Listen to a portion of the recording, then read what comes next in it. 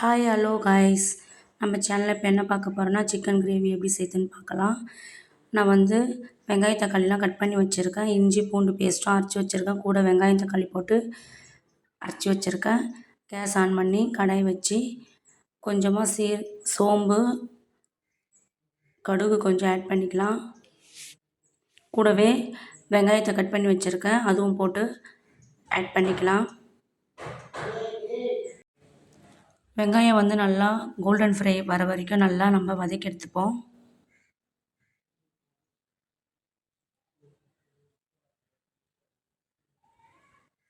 ரொம்ப நாளாகிடுச்சு நான் ஒரு லாங் வீடியோ போட்டு. நான் வந்து இன்னும் வில்லேஜில் தான் இருக்கேன், இன்னும் ஊருக்கு போகலை. இப்போ பார்த்தீங்கன்னா நல்லா ஆனியன் வந்து கோல்டன் ஃப்ரை ஆகிடுச்சு. நம்ம இந்த ஸ்டேஜில் தக்காளி கட் பண்ணி வச்சுருக்கோம், தக்காளி ஆட் பண்ணிக்கலாம்.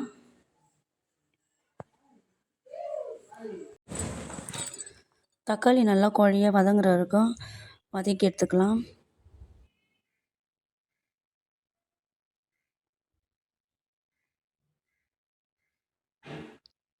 நல்லா மசிஞ்சு வரட்டும். அது கூடவே நம்ம வெங்காய தக்காளி வதங்கிறதுக்காக சால்ட் ஆட் பண்ணிக்கலாம்.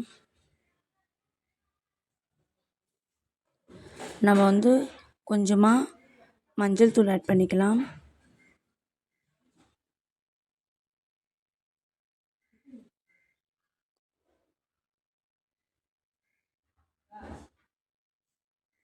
நான் வந்து இஞ்சி பூண்டு பேஸ்ட் அரைக்கும் போது கூட வந்து 4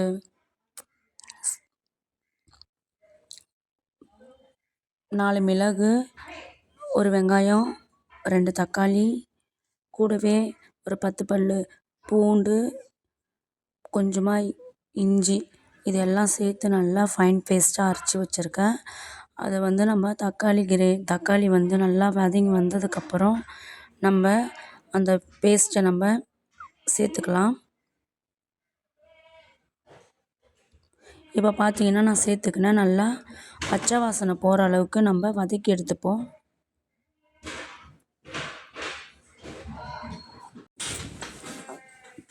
நல்லா பச்சை வாசனை போனதுக்கப்புறம்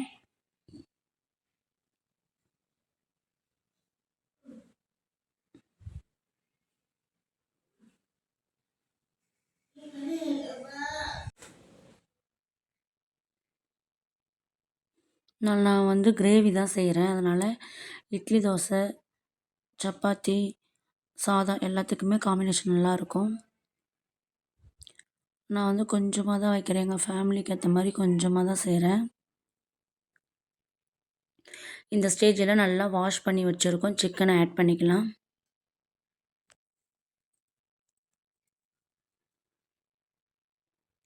சிக்கன் வந்து நல்லா அந்த வெங்காயம் தக்காளி கூட நல்லா வதங்கி வரணும். அதில் சிக்கனில் இருக்கிற தண்ணி ஃபுல்லாக இறங்கணும்.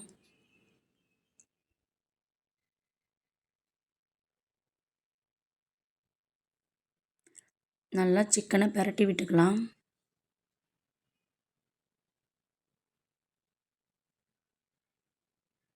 இப்போ பார்த்தீங்கன்னா தெரியும், நல்லா பிரட்டி கிளறி விட்டுருக்கேன்.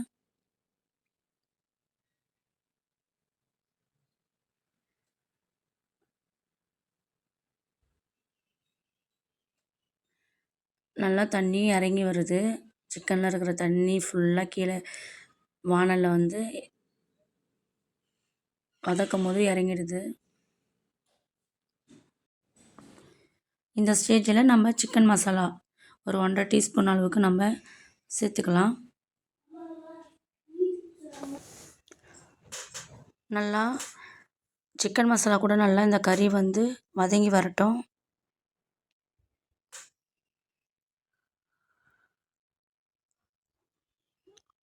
ட்ரை பண்ணி பாருங்கள், நல்லாயிருக்கும். என்னோடய ஸ்டைலில் நான் இப்படி தான் வீட்டில் செய்வேன். அது கூடவே வந்து நான் 10 முந்திரி எடுத்திருக்கேன். 1 டீஸ்பூன் அளவுக்கு சோம்பு எடுத்து ஃபைன் பேஸ்ட்டாக அரைச்சி வச்சுருக்கேன். அது வந்து நம்ம குக் பண்ணி முடித்ததுக்கப்புறம் லாஸ்ட்டு ஃபைனலாக நம்ம இறக்குற ஸ்டேஜில் நம்ம ஆட் பண்ணிப்போம். அது கூட வந்து நீங்கள் கொஞ்சம் கசகசா ஆட் பண்ணிக்கலாம், இல்லைனா தேங்காவும் ஆட் பண்ணிக்கலாம். ரெண்டுத்தையும் மிக்ஸ் பண்ணி அரைச்சி லாஸ்ட்டாக ஃபைனலாக இறக்கும் போது நம்ம அந்த பேஸ்ட்டை ஊற்றிக்கிட்டா இன்னும் நல்லா கிரேவி டேஸ்ட்டாக இருக்கும். நம்ம வந்து இப்போது அந்த சிக்கன் மசாலா போட்டதுக்கப்புறம் நல்லா வதங்கி வந்துடுச்சு. அது கூடவே நம்ம ஒரு 4 டீஸ்பூன் மிளகாய்த்தூள் ஆட் பண்ணிக்கலாம். நல்லா அந்த சிக்கன் கூடவே பச்சை வாசனை போகிற அளவுக்கு நல்லா வதக்கி எடுத்துப்போம். வதக்கி எடுத்ததுக்கப்புறம் 1½ டம்ளர் தண்ணி ஆட் பண்ணிக்கலாம்.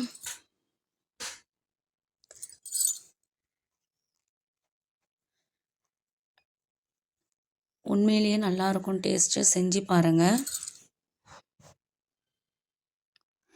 இப்போ பார்த்தீங்கன்னா நல்லா கொதிச்சு வருது. நம்ம இப்போ இந்த கிரேவிக்கு ஏற்ற மாதிரி சால்ட் ஆட் பண்ணிக்கலாம்.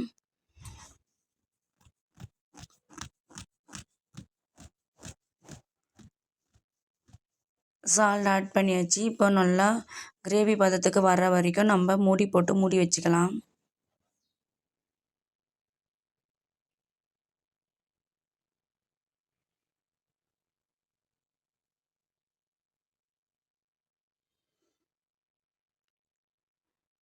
இப்போ குழம்பு கரெக்டான ஸ்டேஜுக்கு வந்துச்சு. நம்ம இந்த டைமில் நம்ம அரைச்சி வச்சுக்கிற பேஸ்ட் ஊற்றிக்கலாம்.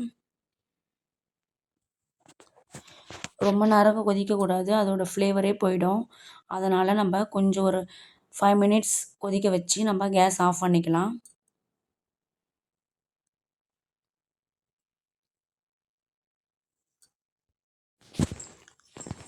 பார்த்தீங்கன்னா தெரியும், நல்லா திக்கான ஸ்டேஜுக்கு வந்துச்சு.